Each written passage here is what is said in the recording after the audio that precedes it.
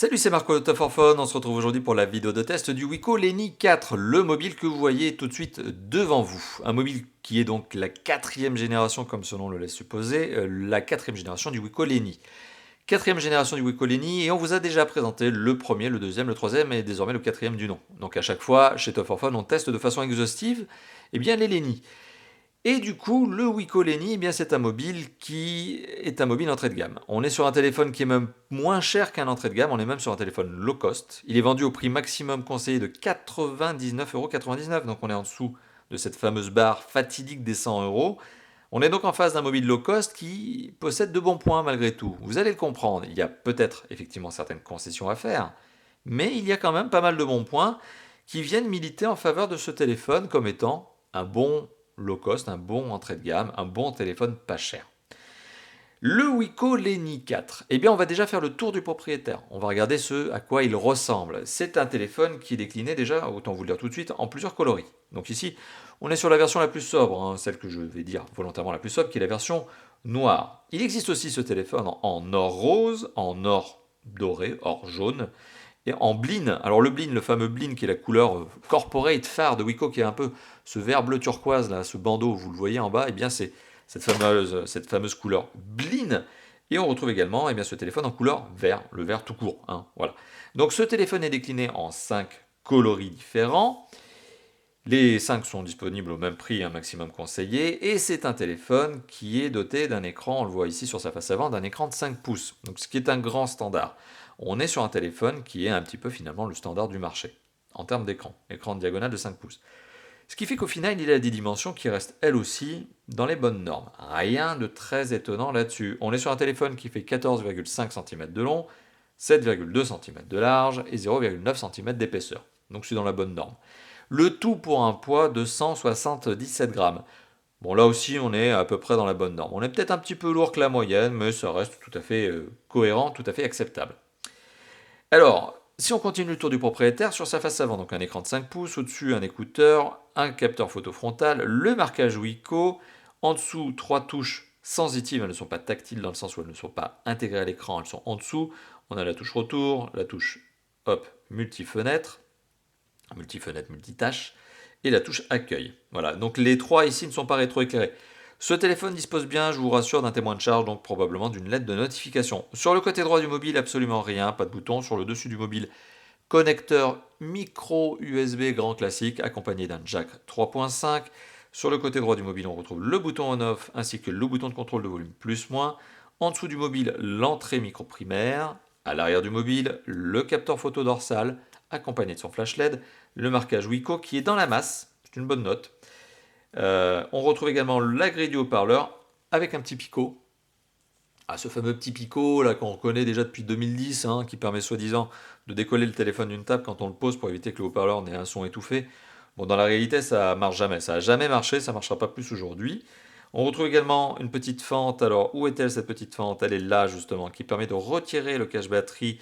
Cache-batterie qui nécessite quand même un petit peu d'énergie pour l'enlever. On va voir d'ailleurs, tiens, je vais faire le petit test, quitte à faire une petite coupe justement, voilà, pour vous éviter de passer 3 heures à garder. Voilà. Alors, c'est pas si catastrophique que ça, pour tout vous dire, c'est pas aussi catastrophique que certains autres Wiko de la gamme Y qui sont beaucoup plus difficiles à retirer au niveau du cache-batterie. À l'intérieur donc de ce téléphone, une fois le cache-batterie retiré, on retrouve cette batterie sur laquelle je reviendrai tout à l'heure. Un connecteur, ou un port plutôt, micro SD pour la carte mémoire que vous pourrez rajouter, qui n'est pas fourni avec le téléphone, vous vous en doutez. Un connecteur pour la carte SIM micro, format micro, carte SIM numéro 2. La même chose pour la carte micro, donc carte SIM numéro 1, ici. Donc c'est bien un téléphone double SIM. Et alors ce fameux cache-batterie présente la particularité, comme le revendique clairement Wiko, d'avoir un design métal. C'est le cas. Ce téléphone est doté d'un design métal. Parce que le cache-batterie, lui, il est bien doté d'un insert en métal. On le voit ici. Mais cet insert en métal prend place sur un élément qui est un élément plastique, le cache-batterie, qui vient se greffer à son tour, vous l'avez vu, sur un téléphone doté d'un châssis et d'une carrosserie pas complètement plastique du coup, mais en plastique aussi. Et alors malgré tout, donc non seulement cet élément en métal rajoute au design, donc ce qui est quand même un bon point, mais malgré tout le téléphone, bien qu'il soit en plastique, il possède une bonne rigidité, ce qui est quand même une bonne note. Donc globalement, une bonne rigidité au global. On est quand même un peu moins rigide qu'un téléphone qui est complètement construit en métal. Mais voilà, c'est un téléphone qui résiste plutôt bien à la torsion, qui résiste plutôt bien à la flexion. Donc c'est quand même encore un bon point supplémentaire. Bon, on a fait le tour du design. Un téléphone qui présente globalement bien. Franchement, pour son prix, c'est quand même pas mal. La note de métal à l'arrière, ça rajoute un petit peu au sentiment de qualité perçu. Bon point supplémentaire. Au niveau de l'image, on a parlé tout à l'heure de la diagonale de l'écran. Oui, c'est un écran qui fait 5 pouces de diagonale. Alors 5 pouces de diagonale sur ce téléphone. Hop, je vais vous montrer une petite vidéo histoire de vous donner un petit peu, voilà, un petit peu de goût à ce niveau-là. À quoi ressemble justement la qualité de la vidéo sur ce téléphone. Voilà. On va mettre un peu de son aussi. Voilà, un petit peu de son. C'est quand même mieux, ça anime un petit peu. Donc, diagonale de 5 pouces, avec une résolution qui est HD. C'est ce qui était revendiqué sur la boîte, et c'est vraiment le cas, bien sûr, vous l'imaginez. Et donc, une résolution HD, c'est quoi? Eh bien, c'est 1280 pixels par 720 pixels. Sur un écran de 5 pouces, ça nous donne une densité de pixels de 294 pixels par pouce. Alors, qu'est-ce que ça veut dire 294 pixels par pouce? Eh bien, ça veut dire qu'on est juste à la limite des 300 pixels par pouce que l'on estime nécessaire pour ne pas les voir à l'œil nu, justement. Et ça donne une image qui est plutôt correcte en termes de netteté. Vous voyez, il faut vraiment aller loin avec le zoom de la caméra pour commencer à distinguer la trame de pixels. Donc oui, on n'est pas sur du Full HD, c'est clair, on n'est pas sur du 2K comme le proposent certains téléphones ultra haut de gamme, mais on reste sur un téléphone doté d'une résolution HD, et je le rappelle, on est en face d'un téléphone low cost. Ce qui est extrêmement rare, c'est de trouver quand même du 720p à moins de 100 €. Et c'est quand même le cas ici. L'écran est un écran IPS, donc vous le voyez, on est plutôt bon en termes de gestion de la luminosité, je vais y revenir, mais gestion des couleurs et du contraste, on est quand même pas trop mal. Gestion des angles de vision, c'est pas trop mal non plus, c'est pas catastrophique. Donc globalement, qualité d'image satisfaisante. Au niveau de la luminosité, on est sur un téléphone qui affiche un score maximum, avec mon petit test, je mettrai une incrustation probablement, de 350 nits, 350 candela par mètre carré, c'est son autre nom à cette norme, cette valeur. Alors 350 nits, eh bien c'est pas mal. Alors c'est pas mal dans le sens où c'est quand même mieux que beaucoup de low cost. C'est dans les entrées de gamme, c'est un score assez classique en fait, dans les entrées de gamme, moyenne de gamme même. On est à des années-lumière de ce que proposent les ultra haut de gamme qui arrivent à atteindre les 600. Et vous allez me dire, mais Marco, c'est bien gentil tout ça, mais les nits, qu'est-ce que c'est? Eh bien les nits, c'est une valeur qui permet de valoriser la capacité qu'a le téléphone à avoir une lumière forte.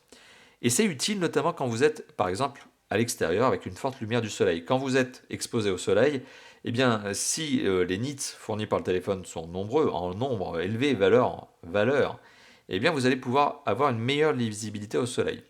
Et plus le score est faible, eh ben, plus la lisibilité au soleil, elle sera mauvaise, tout simplement. Donc, en dessous de 300, c'est une catastrophe, c'est clairement des low cost. Il y a encore des mobiles qui sont en dessous de 300 et généralement, c'est mauvais. Au-dessus de 300, on est à peu près dans la bonne norme. 400, 450, on est dans les ultra, enfin moyenne gamme, et on arrive à ce niveau de haut de gamme. Et 600, on est clairement dans les ultra haut de gamme. Donc on est pas mal. Donc voilà, tout ça pour vous dire quoi? Tout ça pour vous dire que sur l'écran, c'est quand même un bon point de ce téléphone. On peut se satisfaire, on peut regarder des vidéos avec satisfaction sur ce mobile. Alors autre point justement au niveau de ce mobile, eh bien c'est le son. Le son procuré par ce téléphone, eh bien, il est là, procuré par ce haut-parleur. Alors, je ne vous parle pas de l'écouteur et du jack 3.5 qui sont très classiques, ce sont des composants aujourd'hui, tous les constructeurs les maîtrisent. Le haut-parleur donc, qui se positionne au dos de l'appareil présente la particularité, lorsque vous posez le téléphone sur une table par exemple, eh bien, de donner un son étouffé, un grand classique. Lorsque vous prenez le téléphone en main, il faut éviter justement de faire ce genre de choses, parce que là aussi, vous allez étouffer le son. Alors, première particularité, le son venant de l'arrière du mobile, vous perdez déjà une sorte de niveau de clarté, il devient un petit peu étouffé. Donc ça, c'est le premier aspect. Bon, deuxième aspect de ce haut-parleur, qui est quand même pas mauvais, c'est qu'il donne un son puissant, jusqu'à, voire même un peu plus, de 110 décibels. Donc je vais vous le dire, quand vous collez votre oreille là-dessus, ça vous casse les oreilles. Vraiment, c'est costaud, c'est puissant, c'est performant, ça arrache les oreilles. Donc ça, c'est une autre particularité de ce haut-parleur. Malheureusement, c'est un haut-parleur de téléphone low cost. Alors, et s'il crie très fort, ce haut-parleur, malheureusement, en termes de qualité, eh ben, c'est pas trop ça. Donc déjà, on enlève les basses, parce que sur un haut-parleur de smartphone, des basses, il n'y en a jamais. Mais en termes d'aigus, moyens et graves, c'est vrai qu'on a du mal à distinguer. Et donc, ce qui fait une sorte de bouillie de son. C'est un son qui manque d'amplitude, c'est un son qui manque de clarté, et c'est un petit peu dommage. Mais encore une fois de plus, est-ce qu'on écoute vraiment la musique de cette manière-là, en mettant le téléphone en haut-parleur? Pas vraiment. Le haut-parleur, il est juste là pour mettre du réveil matin, par exemple, ou pour vous permettre d'avoir un petit peu d'ambiance sonore lorsque vous jouez à un jeu. Bon, voilà, c'est ce genre d'utilisation que vous aurez avec ce téléphone. Alors justement, je parlais de jeux, et qu'est-ce qui va avec les jeux? Eh bien, c'est les performances. Voilà, hein. Qu'est-ce qui permet de savoir si un téléphone est bon ou pas? C'est tout simplement, oui, c'est son usage, il faut l'utiliser, il faut le tester, ce qu'on fait chez Top for Fun. Mais il faut aussi utiliser, et c'est pour vous permettre d'avoir une échelle de référence, eh bien, il faut utiliser des benchmarks pour permettre d'avoir des scores. Et le score de ce téléphone sur Antutu, vous le voyez, un V6 V2.7, et vous me voyez surtout dans les reflets, salut, eh bien, c'est tout simplement 24 242 points, 24 200 points, on va arrondir.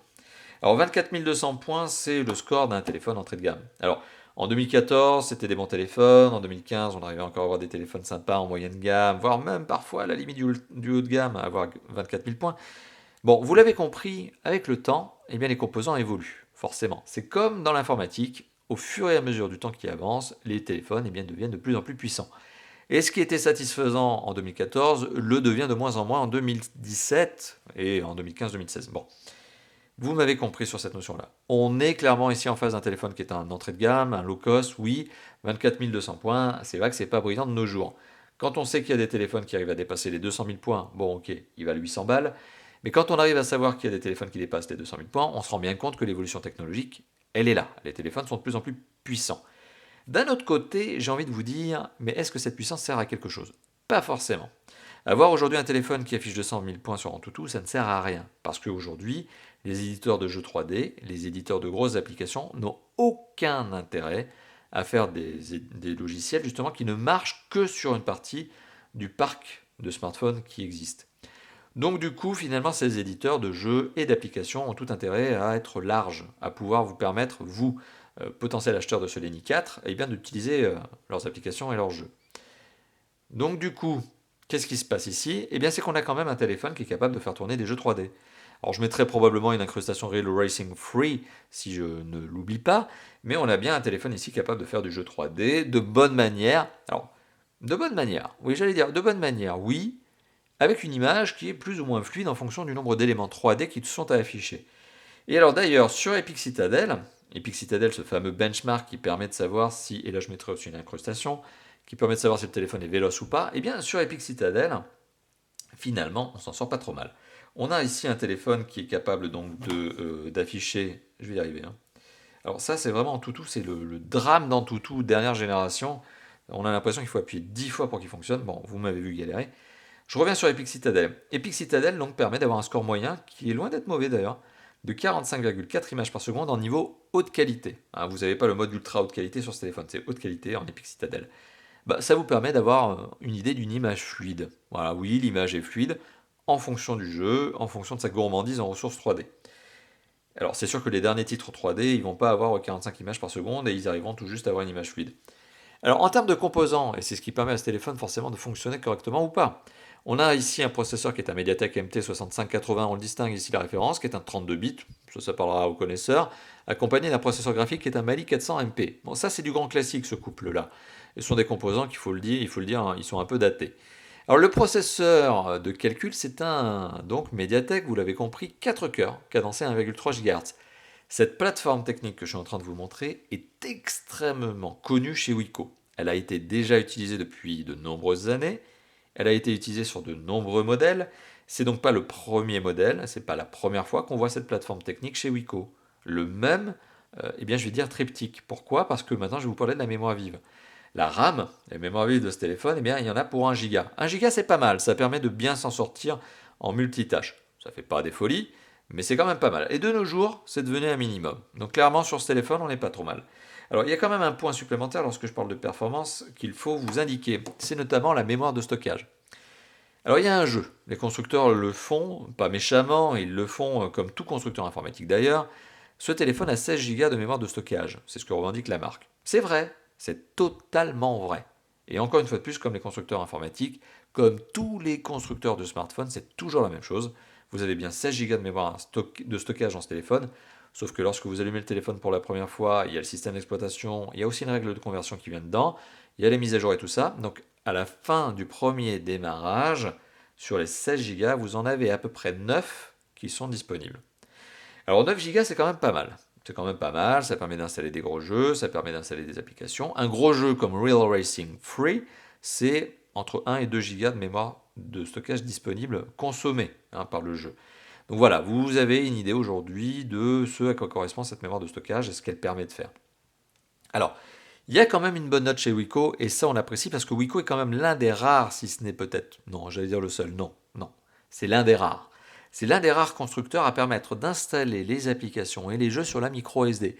Et ça mérite d'être souligné parce qu'il y a des constructeurs, sud-coréens notamment, qui ont horreur de ce genre de choses, qui vous empêchent finalement d'installer vos jeux et vos applications sur la micro SD.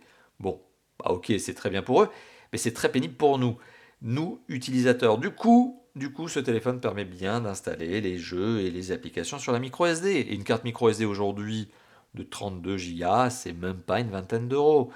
Donc sur le web. D'ailleurs, petite information, vous retrouverez notre comparateur de prix de micro SD sur notre site internet. J'aime bien le préciser puisque ça vous permet de faire des bonnes affaires. Voilà, tout simplement. Donc oui, il y a un comparateur de prix pour les micro SD sur notre site internet.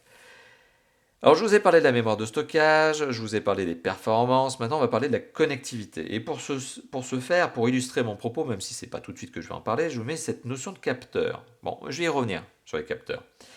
Le téléphone, comme c'est fièrement indiqué sur la boîte, est un téléphone doté d'une connexion H+. H+, c'est quoi? Eh bien c'est de la 3G+. C'est une bonne note. Et c'est plus précisément de la HSPA+. Bon, donc c'est de la 3G+, qui pulse bien. Alors non, ce téléphone malheureusement n'est pas 4G. Un peu dommage. Mais à ce niveau de prix, de la 4G à moins de 100 euros, c'est un peu compliqué. Alors on est sur un téléphone qui est bien 3G+, on est sur un téléphone qui est aussi un double SIM. Vous l'avez compris tout à l'heure, format micro. On est aussi sur un téléphone qui permet d'ajouter une carte micro SD jusqu'à 64 Go. C'est ce qui est valorisé, revendiqué, confirmé par le constructeur. 64 Go maximum sur la micro SD. Alors à côté de ça, c'est pas tout. À côté de ça, il y a d'autres points. Bien sûr, en termes de connectivité, on a du Wi-Fi. BGN. On n'a pas de Wi-Fi A, qui est le plus lent, le moins bon, le plus vieux. Et on n'a pas du Wi-Fi AC. Alors là, pour le coup, c'est le plus rapide. C'est celui que vous allez pouvoir utiliser si vous avez une box fibre, notamment, qui permet d'aller jusqu'à 5 GHz. Enfin, un truc comme ça. Donc du coup, non, vous avez juste le BGN, qui est donc le 2.4 GHz, qui est largement suffisant. Je vais vous dire, il y a de fortes chances que ce soit plutôt votre box qui vous limite en termes de débit que le téléphone en lui-même. Wi-Fi BGN, on a aussi bien sûr du Bluetooth, on a du GPS, fonction AGPS même, puisque vous pouvez utiliser non seulement le réseau satellitaire GPS, mais aussi vous pouvez utiliser les antennes cellulaires, donc celles qui vous permettent d'avoir de la communication, et les bornes Wi-Fi pour accroître la précision de localisation. Vous avez également du micro USB 2.0. Malheureusement, il n'est pas OTG. Donc vous ne pouvez pas mettre ce genre de clé justement sur l'USB là pour avoir plus de mémoire parce que ce téléphone ne le permet pas. J'ai essayé de nombreuses reprises. Non, ce téléphone n'a pas de fonction OTG sur le micro USB. C'est un peu étonnant d'ailleurs. Un peu rare. C'est rare chez Wiko.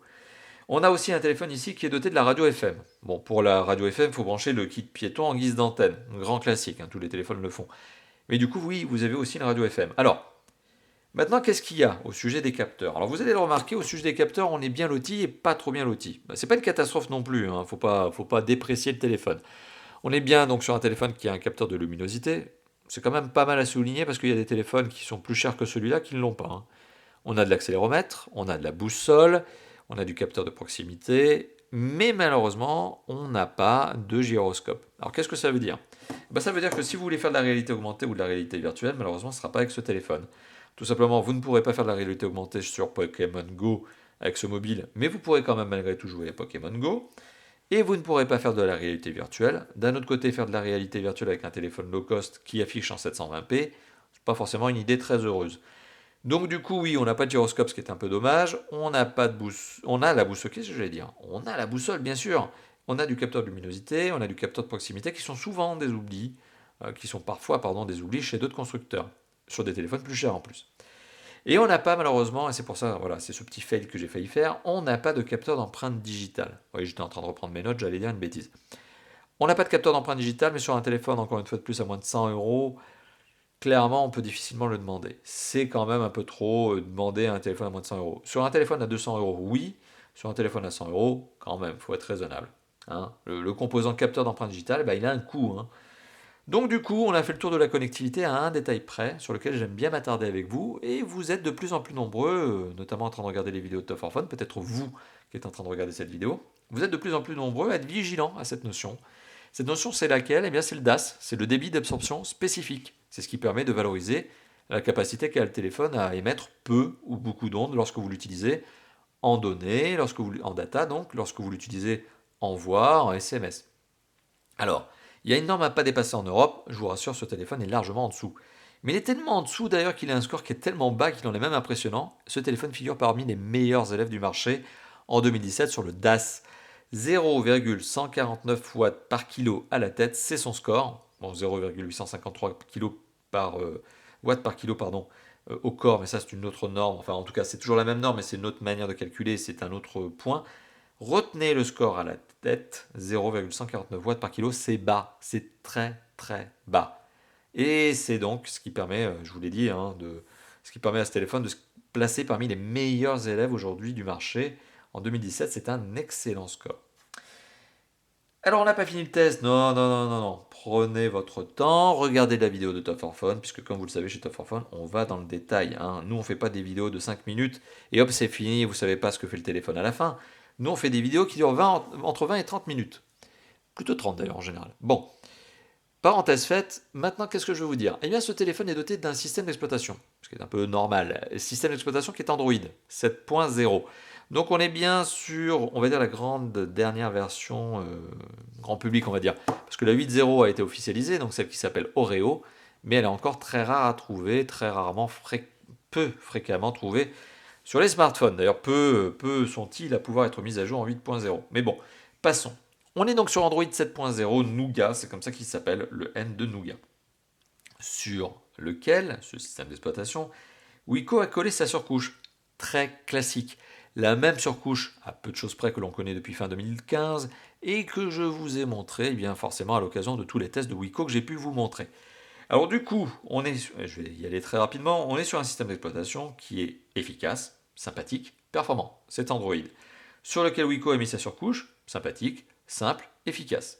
Qui est donc celle-ci. Fond d'écran, icône retravaillée, quelques petites fonctionnalités supplémentaires, très bien. Ce qui est surtout intéressant sur cette application, sur cette surcouche, c'est notamment des applications comme Musique. Musique qui est un lecteur MP3 qui permet tout simplement d'avoir un petit peu de look différent. C'est très bien. Bon, moi personnellement, je préfère utiliser VLC, pour les questions de codec, notamment de formats qui sont supportés. Tout ça pour vous dire quoi? Bon, on a parlé du système d'exploitation, on a parlé notamment de musique. Maintenant, on va parler aussi d'un autre point. Alors, cet autre point, c'est lequel? Eh bien, cet autre point, c'est Phone Assist. Phone Assist, c'est cette application, ou plutôt ce fourre-tout. Ce fourre-tout, il est sympathique. Ce fourre-tout, il permet de regrouper un certain nombre d'applications. On retrouve dedans notamment un fichier inutile. Fichier inutile, ça permet de vider la RAM, la mémoire, justement du mobile, de vider les fichiers temporaires et de retrouver un peu de mémoire supplémentaire. Oups, pardon, j'ai appuyé sur le multitâche et non pas le retour. Il y a aussi le mode économie d'énergie. Économie d'énergie, c'est sympa, ça permet tout simplement d'avoir un niveau de réglage supplémentaire par rapport au mode d'économie d'énergie de base, et donc de trouver peut-être un peu plus d'autonomie. On a notification, qui permet de gérer les notifications, quelles sont les applications qui peuvent ou ne peuvent pas, n'ont pas le droit, c'est à vous de gérer les notifications. On retrouve également AutoStart, qui vous permet de savoir quelles sont les applications qui ont le droit de démarrer toutes seules lors du démarrage du téléphone sans vous le demander. Ça peut être utile. Ça peut être utile. On retrouve également application par défaut, qui permet de savoir quelles sont les applications ou de choisir quelle est l'application qui ouvre par défaut tel ou tel fichier. On retrouve également mise à jour, qui permet bien tout simplement de forcer la recherche de la mise à jour.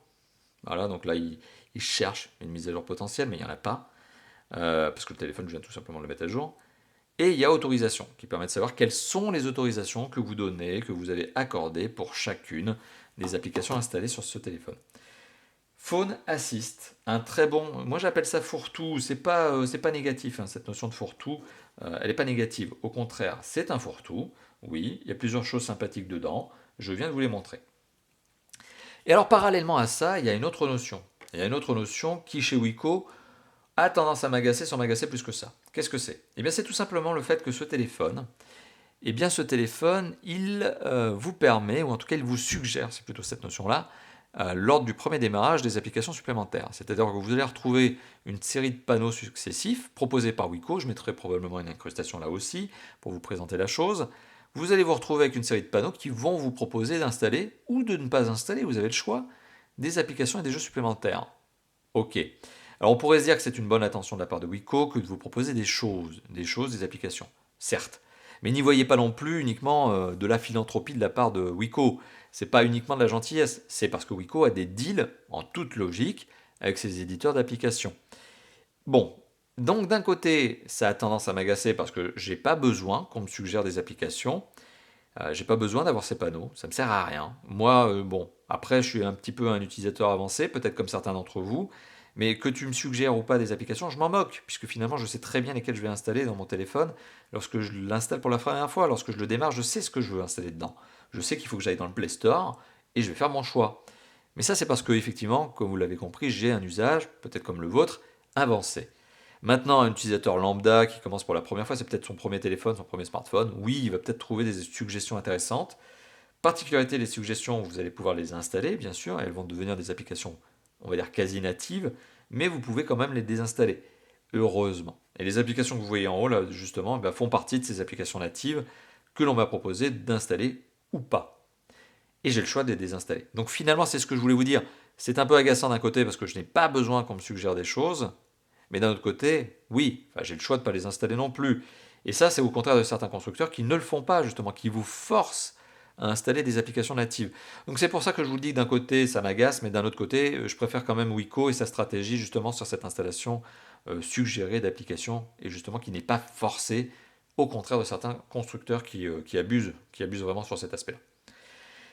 Alors il est temps de passer à l'avant-dernière partie, puisqu'on va parler de la conclusion d'ici quelques instants. On va faire la conclusion, mais avant d'arriver à la conclusion, il y a quand même une notion intéressante, c'est l'usage. Qu'est-ce qu'on peut faire avec ce smartphone? Alors, je ne vais pas m'attarder sur ce que forcément tous les smartphones font de nos jours, hein, c'est-à-dire voir des emails, appeler, recevoir un SMS, envoyer un MMS, etc. Tout ce que fait un smartphone, lire des MP3, regarder des vidéos comme je vous l'ai montré tout à l'heure, bon, tout ça, je ne vais pas m'attarder dessus. Il y a deux usages de nos jours qui sont intéressants sur un smartphone et qui permettent de distinguer les mobiles entre eux. Notamment d'un côté, la qualité photo, et de l'autre côté, l'autonomie.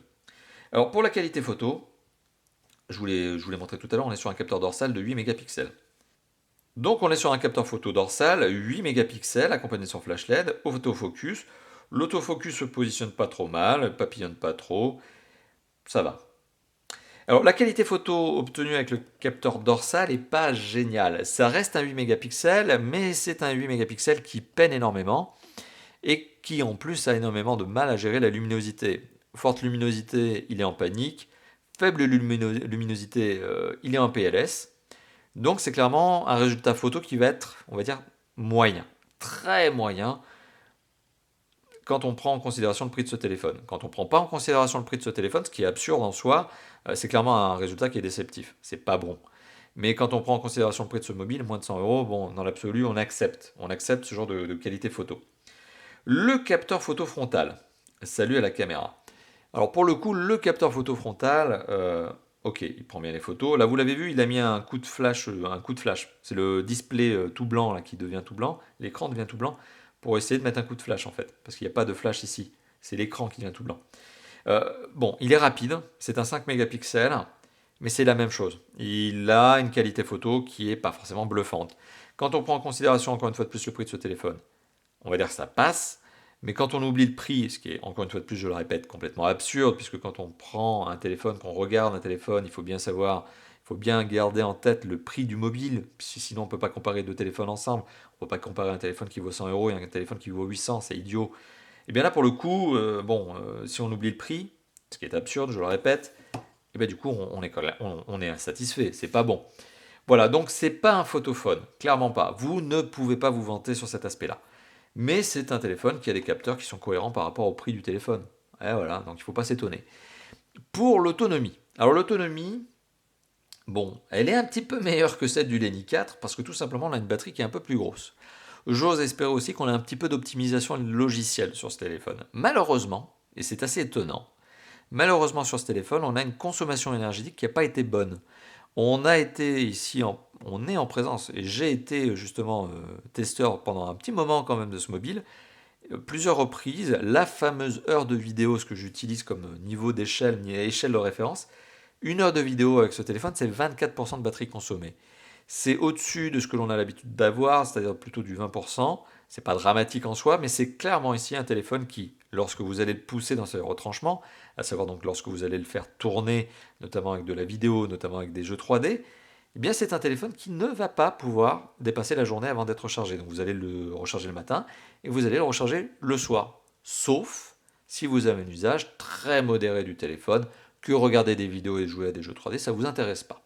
Voilà. Mais donc c'est un téléphone qui a une autonomie, malheureusement, lorsque vous êtes en usage, eh bien, qui devient faible et qui devient donc bien inférieur à la journée avant la recharge.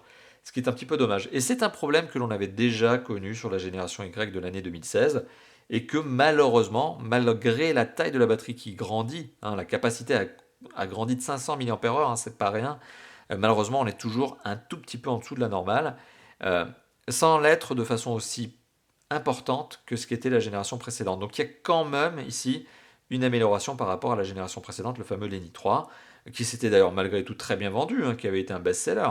Comme quoi finalement l'autonomie, eh bien, c'est lié aussi à l'usage. Mais voilà, donc c'est un téléphone qui, je le répète, lorsque vous allez le pousser dans ses retranchements, eh bien malheureusement, voilà, la batterie va fondre, l'autonomie va fondre comme neige au soleil. Alors, conclusion de cette vidéo, puisque finalement, voilà, la vidéo dure depuis maintenant une trentaine de minutes, et il est temps de se dire ce que je pense de ce téléphone, mais je pense que vous avez quand même votre propre avis maintenant. Depuis une demi-heure que je fais ce test, je pense que vous êtes aussi forgé votre propre avis, votre propre opinion. Qu'est-ce que je peux vous dire sur ce téléphone? Est-ce que je vous le conseille ou pas à l'achat? Je vous le conseille à l'achat par rapport à son prix.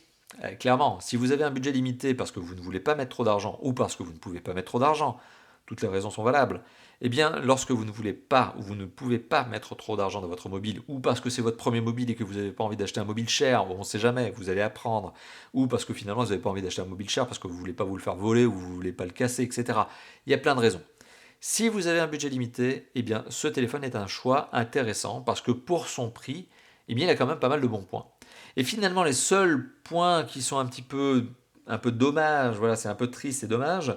Bon, certes, on peut dire que les performances sont un peu justes, mais bon, on est en phase avec le prix de ce téléphone. On peut dire qu'il n'y a pas de 4G, c'est dommage. Mais d'un autre côté, on a de l'écran, on a un bel écran d'ailleurs, on a de la surcouche qui marche bien, un système d'exploitation qui marche bien, possibilité d'installer les applications et les jeux sur la micro SD, etc. Bon, il y a plein de bons points. Mais les seuls points sur lesquels finalement, bon, je trouve ça un peu dommage, c'est la qualité photo. Mais je vous l'ai dit, c'est en phase avec le prix. Et c'est l'autonomie. Voilà, c'est l'autonomie, moi, qui m'agace un petit peu. Parce que dès qu'on veut faire de la vidéo, dès qu'on veut faire du jeu 3D, bam, ça fond. Ça fond. Voilà, mais tout simplement. C'est pas un téléphone forcément aussi qui est destiné à vous pousser à faire de la vidéo, à regarder des heures et des heures de vidéo YouTube.